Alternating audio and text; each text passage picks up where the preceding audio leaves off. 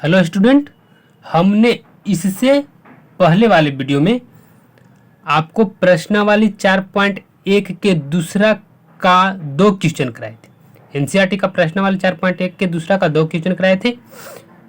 अब हम तीसरा क्वेश्चन कराने जा रहे हैं। दूसरा कहाँ है? तीसरा क्वेश्चन मतलब दूसरा क्वेश्चन क्या करा था? क्वेश्चन के ऊपर में कहा था कि जो स्थितियाँ दिया हुआ है उसको आप द्विघातीय समीकरण सिर्फ बना दें। तो एक क्या है दिया हुआ? क्वेश्चन दिया हुआ कि रोहन की माँ उससे 26 वर्ष बड़ी। करा रोहन की जो माँ है वो 26 वर्ष बड़ा है। किससे? रोहन से। उनकी आयु का गुणनफल अब से 3 वर्ष पश्चात, मतलब 3 वर्ष के बाद 360 हो जाए। हमें रोहन की वर्तमान आयु ज्ञात करनी है। तो हम क्या करेंगे? पहले मान लिया कि रोहन की आयु बराबर एक, रोहन की माँ की आयु तो नहीं मानेंगे क्योंकि संबंध दिया रोहन से 26 अधिक है, इसलिए आसानी होगा किसका मानना? रोहन की आयु। यहाँ पे सबका डाउट होता है किसको एक्स माने किसको नहीं। तो जिसमें संबंध दे दिया जाए उसी को आप एक्स माने। तो संबंध दे दिया रोहन का माँ रोहन की उम्र से 26 वर्ष ज्यादा, तो इसलिए हम रोहन को एक्स मान लिए। उम्र रोहन को उम्र क्या मान लिए? एक्स वर्ष। तो रोहन की माँ ऑलरेडी एक्स प्लस 26 वर्ष हो जाएगा। अगर जो हमने यहाँ पे देखिए गलती किए ताकि आपको समझ में आ जाए, यहाँ पे एक्स गुने एक्स प्लस 26 वर्ष इतना करेंगे तो एक क्वेश्चन आ जाएगा, ये आ जाएगा। लेकिन एक गलत है। क्यों है? अब 3 वर्ष पश्चात भी तो आयु निकालना है। तो रोहन का आयु अभी एक्स वर्ष है, तो 3 वर्ष के बाद क्या होगा? बाद में हम जोड़ते हैं, पहले कहे तो घटा देंगे। तो 3 वर्ष के बाद हो जाएगा एक्स प्लस 3, और रोहन के माँ की आयु क्या होगा? एक्स प्लस 26 प्लस 3, और क्या हो जाएगा? अगर जो पूरा जोड़ेंगे तो एक्स प्लस 29 जाएगा, क्योंकि ये आपस में जुट के 29 बन जाएगा। तो अब क्या करा? गुणनफल दे दिया है 360, तो एक्स प्लस 3, यहाँ पे जो लिखा हुआ एक्स प्लस 3 है इंटू एक्स प्लस 29 बराबर 360 है। अब इसको गुना करके आप द्विघातीय समीकरण के रूप में अपने से लिखने की कोशिश करेंगे। अगर जो ऐसा आया तो कमेंट में यस लिखेंगे, हाँ कि हमने जो सॉल्व किया तो ये ऐसा ही आया है, क्योंकि बहुत जल्दी हम इसको सॉल्व कर दिए। हो सकता है गलत हो जाए, मैं ये नहीं कर रहा हूँ कि मैं जो सॉल्व किया वो गलत सही हो जाए।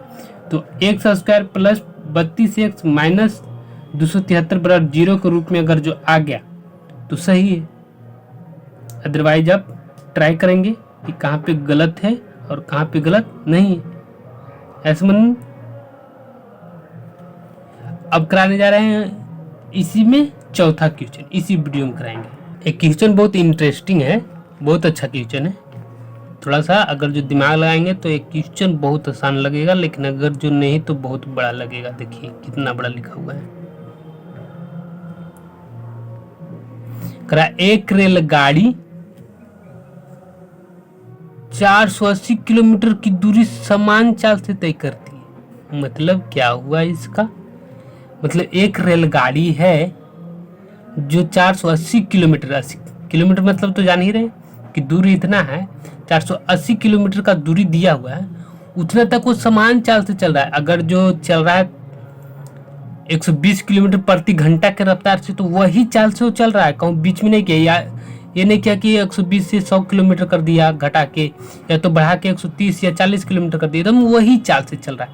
समान चाल मतलब चाल में कोई परिवर्तन नहीं लाए, जो चाल से चल रहा है वही चाल से चलेगा। जैसे एग्जाम्पल समझ रहे हैं, कोई बाइक चला रहा है, अगर जो 80 किलोमीटर प्रति घंटा के रफ्तार से चला रहा है तो समान चाल उसको वह तभी कहेंगे कि जो दूरी तक को जाएगा। मान लिया कि कोई अपने क्षेत्र की एग्जाम्पल देते हैं, कोई अपने गांव से गया को ओर जा रहा है, तो अपने गांव से जो चाल से चल रहा है, जैसे 80 किलोमीटर प्रति घंटा से चल रहा है, अपने गांव से स्टार्ट किया स्पीड उसका, तो वही स्पीड वहां तक रहना चाहिए, तब तक वो गया पहुंच ना जाए।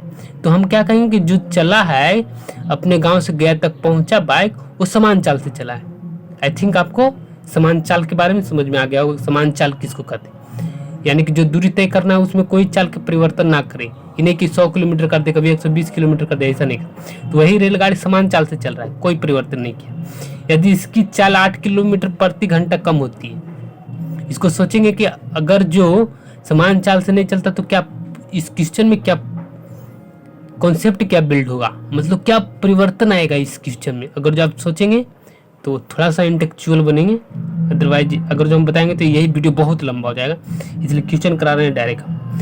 यदि इसकी चाल 8 किलोमीटर प्रति घंटा कम होती है तो उसी दूरी को तय करने में 3 घंटे अधिक लेती है। हमें रेलगाड़ी की चाल ज्ञात करनी, मतलब जो चाल से चल रहा था उससे 8 किलोमीटर अब कम होता है।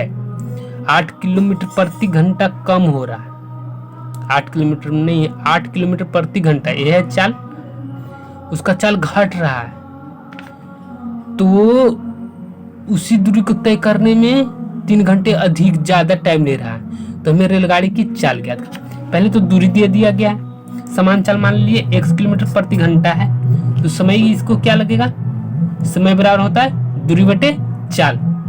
थोड़ा सा बाजा बज रहा है, आपको डिस्टर्ब होगा तो इसके लिए सॉरी, क्योंकि बगल में थोड़ा सा पंडाल है और दुर्गा पूजा की समय चल रही है, इसलिए मैं तो सोचा कि अभी सॉन्ग नहीं बजेगी, लेकिन ये बीच में स्टार्ट कर दिया है, इसलिए अब हम बीच में तो रोक नहीं सकते, किचन को कराना पड़ेगा, इसलिए थोड़ा सा डिस्टर्बेंस होगा, तो इसके लिए मैं सॉरी। समय करा, समय बराबर दूरी बटे चाल, तो दूरी कितना है 480 बटे x, ये क्या हो गया आवर है, h मतलब आवर है, टाइम आवर में आता है, सब यूनिट का ध्यान रखना होगा। प्रश्न अनुसार प्रश्न करा है कि अगर जो 8 किलोमीटर कम हो जाए तो मतलब x माइनस 8 किलोमीटर कम तो समय 3 घंटे अधिक लगेंगे, जो समय पहले था उसमें 3 घंटा और जुटेगा, मतलब अधिक बता दिए हैं कि और उसमें जुटेगा। अब होगा दूसरा के लिए, अगर जो चाल घट रहा है तो टाइम भी तो उसको कम या ज़्यादा लगेगा, चाल अगर जो घटेगा तो टाइम ज़्यादा लगेगा, तो समय बराबर दूरी बटे चाल हो गया 480 बटे x माइनस 8 हो गया। अब क्वेश्चन के अनुसार चलेंगे और इसको सॉल्व करके द्विघातीय समीकरण में कन्वर्ट करेंगे। देखिए क्वेश्चन है, मतलब 480 बटे यानी कि जो टाइम जो समय ए था वही इसमें ए होगा ना, ये समय जो आएगा वही इसमें ए आएगा। इसको सॉल्व करेंगे, सॉल्व करने के बाद ऐसा आया, सॉरी फॉर डैट बिकॉज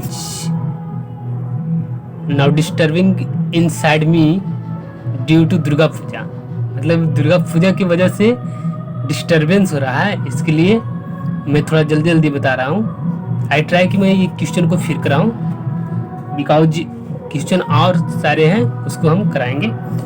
तो 3x square minus 4x minus इतना गुना करने के बाद आएगा, 3 सब में कॉमन आएगा, कॉमन आने पर ये हो जाएगा।